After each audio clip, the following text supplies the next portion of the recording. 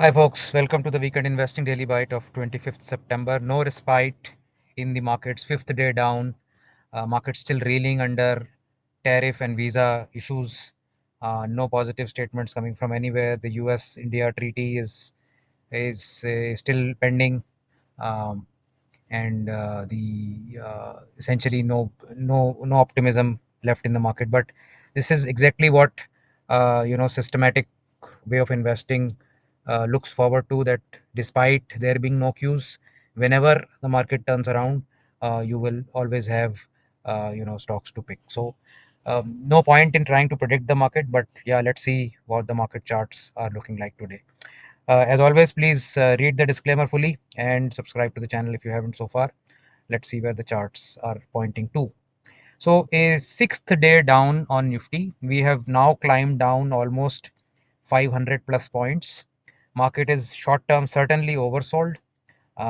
Whether we find support here or not is anybody's guess, but certainly 24,300 to 24,400, which was the earlier support, that certainly is the logical support going forward.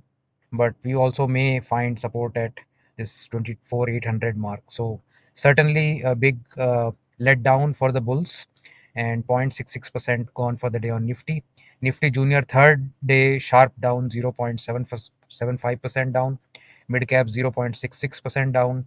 Small caps also down 0.66%, and bank Nifty also down 0.26%. So the recent enthusiasm of previous weeks has been uh, sort of nullified, and we will now have to look for new cues for the market to really get excited again. Gold is reasonably robust, 11354 on the chart per gram, so there's not much of a fall that is happening there despite the kind of run it has had in the last 1 month. Advanced decline trends uh, quite sad, I would say. You can see the entire day the advances were going down and declines were going up. So 107 advances to 393 declines. Certainly not a great picture. And you can see why the heat map is all red virtually. Some defense stocks moving up, but mostly it is IT, banking and finance, power, even autos, Tata Motors especially getting hit badly. And in the Nifty Next 50 space, some recovery back in Adani Power, Vedanta on commodities going up, copper and silver. Lodha, however, down, Swiggy down, Pidilite down, Torrent Pharma, Zydus Life down, United Spirits and Dabur down. This is just basically a completely across the board selling that is happening in the markets. Mover of the day is Hindustan Copper. This has been moving for the last 10 odd sessions, plus 6% again. Fifth straight day of gains on the back of copper prices and silver prices going up. In terms of Tata Investment Corp, also correcting today on profit booking after two heady days, minus 5.5% on that. And also Tata Motors actually causing some market cap loss due to Jaguar losses that is happening this financial year. Sectoral trends, all sectors down except India Defense. As I mentioned, Defense saw some good deals, HAL especially, almost I think 800 to $900 million deal. Um, and metals also on the back of commodity run, slightly up 0.22%, but all other sectors are down. And major sectors that were down today were IT and reality. Reality down 1.65% for the day, and you can see how quickly the real estate index has come to a recent low actually, and below this low perhaps it will open doors for newer lows. Godrej Properties, DLF, Phoenix, Oberoi and Lodha all down 2 to 4% for the day. IT also near its recent lows, threatening to break the recent lows. TCS, Coforge, Persistent, Oracle and HCL Tech all down 1 to 2.5% on that sector. Tweets of the day. So the first tweet is about this consistent political uh, doles that are getting given out. So now that Bihar election is coming near, the NDA government will deposit 10,000 rupees each into 75 lakh women account. While it's great social initiative, but is it planned for in terms of the expenditure?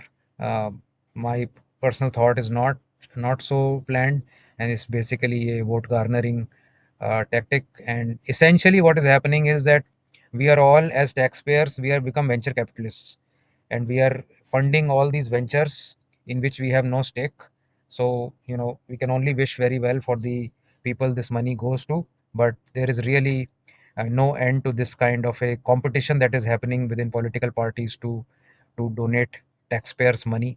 Certainly not a good uh, practice that is going around, and this is not going to help neither our budgets nor our currency, because we can talk about US having a uh, unbalanced budget and a lot of expenditure, but what are we doing? We are doing exactly the same.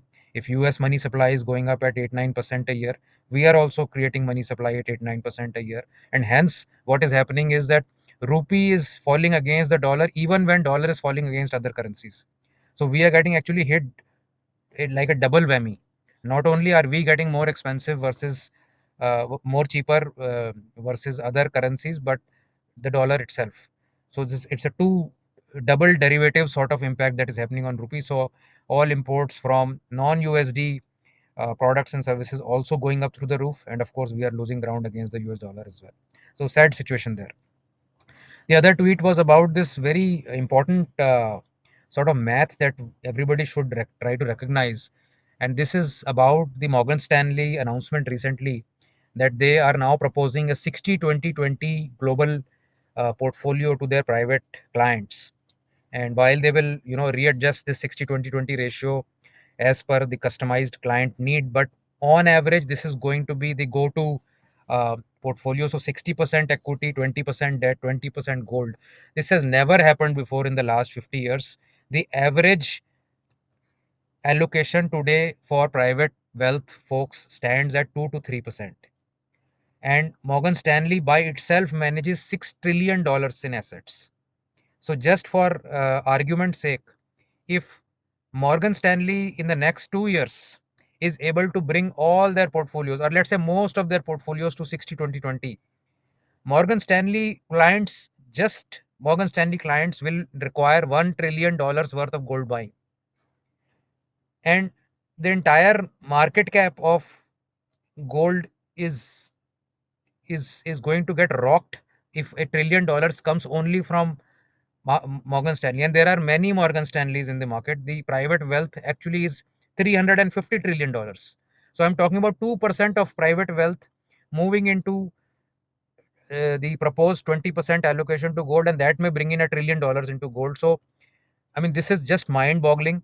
This math should be understood. If this happens for the next 10 years, I don't know where gold prices could be, or I'm totally wrong on this, which is also possible. But this fact that 60-20-20 is now becoming the go-to portfolio for a global investor, I think these are warning signs for those who are not holding gold at all. And you must deep dive into this math for yourself. Anyhow, so we are at the end of today's daily bite. Will IT sector crush your wealth? That is the episode at 8 p.m. today. We're going to discuss what this H1B visa and all these issues with the IT services may do to IT sector of India. If you like this video, do like and share this video, and do subscribe to our channel. And I'll see you at 8 p.m. Thank you. Bye.